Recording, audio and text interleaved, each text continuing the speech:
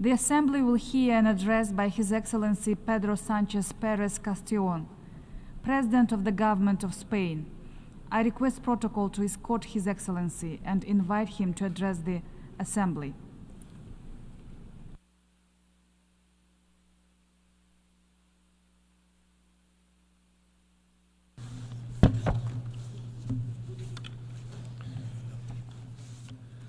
Señora Presidenta. Madam President, heads of state and government, ambassadors, delegates. I'm speaking to you on behalf of a country committed to the values which this institution embodies and committed to an international rules-based order, one based on the norms and principles enshrined in the United Nations Charter. A country, Spain, which believes in international accountability mechanisms. A country which fights against impunity, prompted to do so by our first-hand experience and our history. We are a country that defends institutions such as the ICJ and the ICC, both crucial for the guarantee of peace, security, justice, and the reparation of victims. Ultimately, a country whose practice and conduct is guided by a crucial maxim, and that is the value of coherence. That maxim has compelled us to take the same stance on Ukraine, Gaza, and on any other place. We defend peace, human rights, and an international rules-based order. In the face of the doubters, we respond by placing greater trust in multilateralism. This very same multilateral system is one which the world built brick by brick on the ashes of barbarism is today withstanding great pressure which is dealing a heavy blow to three key ambitions for the progress of nations: peace, democracy, and development. These are three aspirations, peace, democracy, and development, which cannot be achieved in isolation. One cannot be achieved without the other two. Peace is incompatible with tyranny. Democracy needs to provide well-being and development in order to earn legitimacy for what it is, the most advanced form of social and political organization that man has ever created. Peace without democracy is the peace of jails, prisons. Democracy without development and progress is a precursor to autocracy, as clearly evidenced by a past rich in lessons that we must never forget. Consequently, working actively for peace, the first of these three aspirations, is today much more than a moral imperative. It is, instead, an existential need. For the first time, ladies and gentlemen, in 2 decades, the number of conflicts in the world is growing. The number of countries involved in wars outside of their borders is growing, rising to levels not seen since 1945. We're seeing an increase in the number of victims, the wounded, the maimed, and in the number of displaced persons. Also growing is the economic impact of violence. It today accounts for up to 13% of global GDP, according to some studies. That is, in other words, the equivalent of all the wealth created in 1 year by 180 countries combined. These figures are not only the expression of a major collective failure, as they do, but they are the symptom also of a global illness which is eating away at the foundations of a multilateral system and an international order based on principles and norms. These are principles which until just a short time ago seemed inviolable: the respect for sovereignty, political independence, and the territorial integrity of countries. These principles are being eroded in Ukraine as we gather in this hall, indeed. 31 months have elapsed since the beginning of an aggression which Putin's Russia is waging not only against the Ukrainian people but also against the whole of the international community. That is an aggression which cannot last even 1 day longer. The recent peace conference for Ukraine, held in Switzerland, laid the foundations for a just and lasting peace in line with international law and the United Nations Charter, as called for by the peace formula of President Zelensky. Consequently, I invite all countries who have not yet done so to join that initiative and to work on the next step, that is recovery and rebuilding in Ukraine. This year, Spain will increase its humanitarian aid and mine clearance funding to 14 million euros in 2025. Moreover, the Spanish Development Agency will establish a new work stream on recovery and reconstruction focused on food, water, and energy in Ukraine. The principles to which I referred are being eroded in Ukraine but also in Palestine. For almost a year now, we've been witnessing an unconscionable spiral of death and devastation, which is now unfortunately spreading to Lebanon. This is an escalation of the conflict which is woefully grave in nature. Consequently, Spain condemns in the strongest terms the death of innocent civilians once again.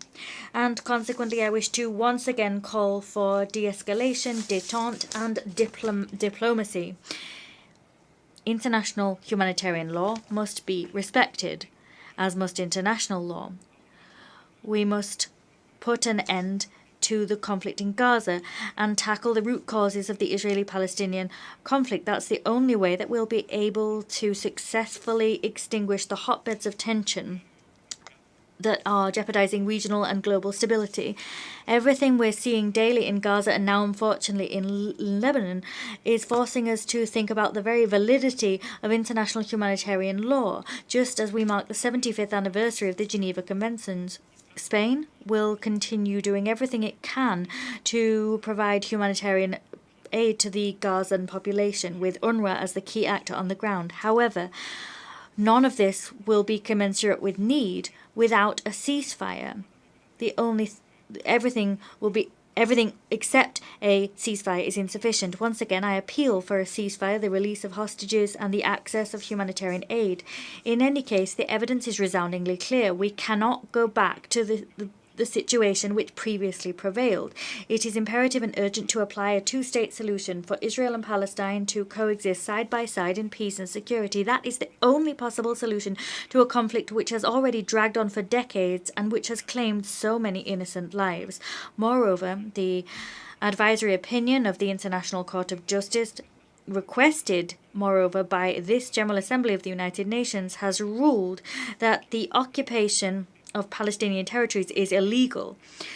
What we're seeing is an occupation which must immediately stop. The time has come to work on the stabilization phase. That is the sole responsibility of the Palestinian Authority. Spain is committed to the PA and determined to increase that support. Ladies and gentlemen, as you will be well aware, Spain took the decision to recognize the state of Palestine on the 28th of May. That was a decision supported by the overwhelming majority of Spanish society, and one whose only aim is to further the quest for peace in the region, a desire which has long been held. In 1949, a Spanish man, Pablo Diaz-Canel, was the first representative of the UN mediator in Palestine. Today, it continues to be moving to read his notes about that mission, which are full of bitterness in the face of the catastrophe that he senses was around the corner. Pablo Azcárate was a man in exile, a Spanish Republican that the dictator prevented from returning to his homeland. It is perhaps for that reason that he empathized so much with the suffering of that land, and his name deserves to ring out loud and clear 75 years since those events. This year, before the end of this year, Spain and Palestine will hold the first intergovernmental meeting to broaden and deepen our bilateral relationship. I also want to underscore the importance of the recent meeting in Madrid of the Euro-Arab Islamic Group to catalyze the peace process and to allow the two-state solution to come to fruition. It is urgent that we convene the peace conferences with the parties in the international community. This is an initiative supported by more than 90 countries, and that is a peace conference which will allow us to revive the spirit of dialogue which prevailed in Madrid in the beginning of the 1990s, when the Israelis and Palestinians sat around the same table to negotiate. At such a complex juncture, I wish to reaffirm Spain's unconditional support for and commitment to peace. demonstration of that commitment is the 670 Spanish troops deployed in UNIFIL under the command of a Spanish general. The work of peacekeeping missions is key in many arenas, such as in the Western Sahara. We will continue to support the Special Envoy of the United Secretary General to achieve a mutually acceptable solution which abides by law and which exists within the UN framework. But it's clear that beyond peacekeeping missions, we must tackle the underlying causes of conflict, as indicated by the new agenda for peace championed by the Secretary General. We resolutely support that agenda. With that in mind, the Indo-Pacific has become a centre of gravity, and we must all contribute to maintaining peace in that region. We must all continue to demand the respect of basic principles of international law, such as the freedom of navigation at sea. Spain is willing to collaborate to the work of partners to maintain stability and security. Ladies and gentlemen, while this turbulent landscape could cause us to lose heart, we can look at some projects such as the European project as an example of hope. No one would have imagined that in only a few decades we'd have seen such radical change in Europe's geopolitical landscape. Consequently, as part of the European Union, Spain is committed to that agenda for peace. In December 2020, Spain and the United Kingdom reached a bilateral agreement on Gibraltar, on something very important to Spain, that is Gibraltar, in the context of the United Kingdom's withdrawal from the European Union. We continue to work flat out, and have done since then, now with a new British government, so that that agreement can lay the foundations for a future relationship between that territory and the European Union. We have every faith that as soon as possible we'll be able to reach an agreement the EU and the UK will reach an agreement around Gibraltar. This agreement must be fully consistent with the UN doctrine on that territory. Of course, Spain fully aligns itself with that doctrine. Any agreement reached must be fully consistent with my country's legal position regarding the sovereignty and jurisdiction where Gibraltar is concerned. We must work to develop a prosperous area of social and economic development which encompasses Gibraltar in its entirety, including the Campo de Gibraltar. Together with the threats to peace, the world is facing a real risk of democracy being dismantled. And this brings me to the second aspiration that I want to touch upon. Rights that we thought acquired are today being called into question or undone. A reactionary global agenda is paving the way towards heated mistrust in institutions, polarization, and demands for the return of an invented past, as false as their proclamations. Democracy is waging a battle for its very survival. Let's be clear. We cannot give ground to our enemies. Democracy cannot. Democracy cannot hope to win this battle with its hands tied, because let's be clear, we're facing people who have no scruples. They are activists of lies. They are spreaders of fake news and hatred, and they're ready to tear societies in two to impose their regressive agenda. We must raise a shield to protect democratic institutions from those who deliberately seek to undermine them. We can no longer simply evoke the moral superiority of democracy. We need to correct mistakes, work on internal rejuvenation of democracies, and of course strengthen transparency and accountability of our democracies. We must also work to ensure that our citizens feel that democracy is close to them, something that belongs to them, that it is something alive, something living. With that in mind, Spain will champion that vision via our co-chairmanship of the Open Government Partnership that will hold its 9th Global Summit next year in Vitoria-Gasteiz. Against the backdrop to which I've referred, I think that the relationship between the EU and Latin America and the Caribbean becomes newly meaningful. These are two regions called upon to work together with a shared vision of the world. The unfortunate situation in Venezuela after the elections of the 28th of July is one of grave concern. I wish to once again reiterate Spain's unstinting commitment to democracy and the defence of human rights in that country. I wish to condemn any detention of or threat against political leaders. It is vital that the will of the Venezuelan people be respected. There must be a recount of votes in absolute transparency. This recount must be verified. I am convinced that we need more common arenas for dialogue. As such, Spain supports the holding of the next Ibero-American Summit in November in Cuenca in Ecuador, and we will host the Ibero-American Summit in 2026. We will continue also to practice a feminist foreign policy. We'll do that to remain coherent and consistent with our past, because above all, to talk of feminism is to talk of human rights. Today I wish to say loud and clear that the time has come. The time to act is now.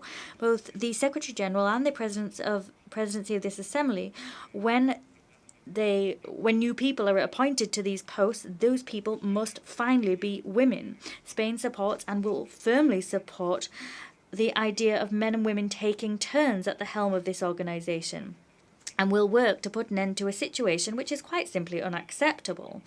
For peace and democracy to prevail, it is vital, ladies and gentlemen, to heed the third aspiration that I want to talk about, and that is the sustainable development agenda. Democracy and peace gain legitimacy by their results. They gain legitimacy from their ability to provide well-being, to fight against inequalities in all their forms, and their ability to champion social justice, to promote the dignity of human beings. But it's not just a question of covering current material needs. It's also about doing that without compromising the ability of future generations to meet their own needs. It's about safeguarding the future of our children, and it's about linking development and sustainability and seeing that as an existential need, not simply a moral imperative. I'm not going to issue a fatalistic speech about the climate emergency. We are all well aware of the impact on migratory flows and the cost of not acting where climate action is concerned, but I'm not going to succumb to the melancholy of those that say that our battle is a lost one. I won't do that. Science is the answer. Science that puts the human being at the heart of our concerns and its concerns, and it's science that today reminds us that there's only one alternative. We need to eliminate fossil fuels. There needs to be more renewable energies and more energy efficiency. If we follow this guide, not only is there light at the end of the tunnel, there are major opportunities for development and substantive improvements to global competitiveness. I know all of this from my own experience. More than half of the electrical energy produced by Spain last year came from renewable sources, and at this point in this year, this volume is already surpassing 60%. There's much, much more behind these figures than cheap, clean and affordable energy for millions of homes. There's also better and more employment in emerging sectors and more opportunities for territories that hitherto haven't had industry. That's why it's so important to strengthen international development financing so that we can turn it into an authentic lever for prosperity for countries in need. Spain is a country that knows that in order for its 48 million people to aspire to a better future, we have to work so that the 8 billion inhabitants of our globe also have a dignified life and a better future. We have platforms on which we can, or within which we can take action to achieve wholesale reform of IFIs and within which we can update them.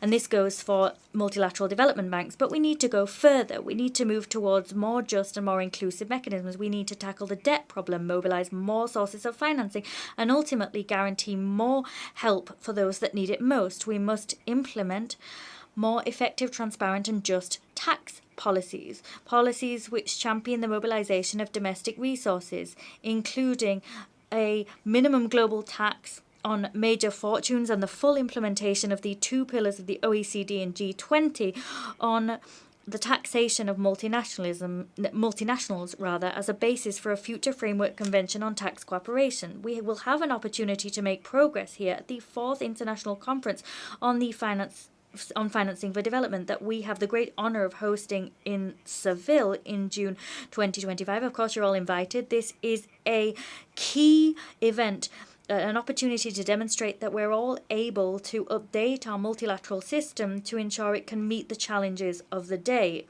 Seville will be a unique opportunity to expedite the achievement of the SDGs to which we are committed, that is fighting poverty, eradicating hunger, eradicating AIDS, or ending gender discrimination, among many other challenges. It might be difficult to believe, but today we continue to hear insane speeches which criticize such noble ends and see ideological diktats in agendas where there's nothing other than common sense and humankind. Discourses, speeches which criticize this clearly humane agenda that is Agenda 2030 and call it a concoction of global elites.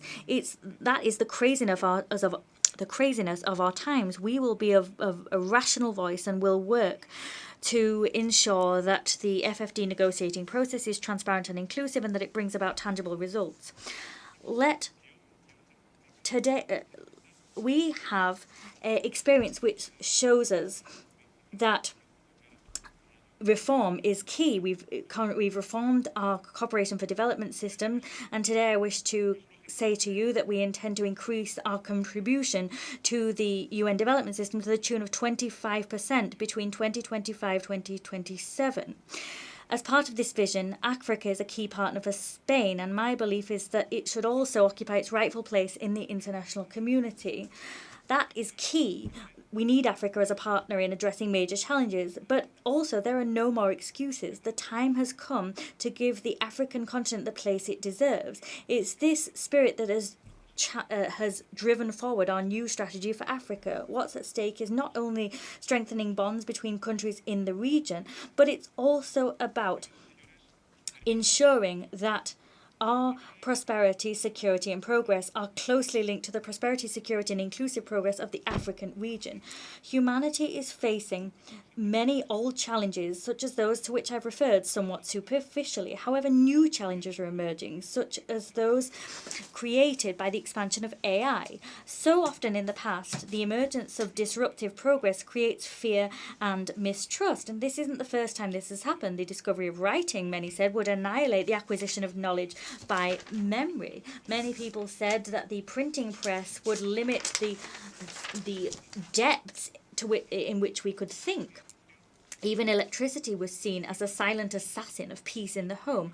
All new disruptions feel somewhat overwhelming, but what makes a difference is our ability to take a firm hold of the reins of progress. We need to combine progress with unimpeachable ethical rectitude, and that will be vital as we move forward. A few days ago, we learned of the 7 key recommendations of the advisory body of the Secretary General for the Global Governance of AI. We must support these recommendations and continue with this joint effort to ensure that the decisions around AI do not remain in the hands of the few, and to ensure that the development of AI is done ethically and responsibly for the benefit of all of humankind. There are always harbingers of doom, but data tells us that we know how to control progress. And I want to share some data with you, ladies and gentlemen. In just over a century, child mortality has reduced from 50 to 4% across the globe. The number of university students has doubled in only 2 decades. The percentage of women holding seats in parliament now stands at 27%. That is double what it was in 1990. The world has doubled its installed solar capacity in only 4 years. At the same time, energy produced by fossil fuels is drastically reducing. Let us not accept that the dawn of a new era of violence and wars is inevitable. The future is a relatively recent conquest for humankind. Being able to look forwards, get priorities in order, and think about a future is a privilege that modernity has given us. Let us therefore honour our responsibilities by looking ahead without fear and with hope. Let us choose to recast multilateralism in such a way as to leave us with a much better future than that which we currently stand to leave our children. Let us confront this task with creativeness, audacity, with hope and ambition, the ambition that our age demands. Many thanks, ladies and gentlemen. On behalf of the Assembly, I wish to thank the President of the Government of Spain. The Assembly will hear an address by His Excellency Allah Maye Khalina,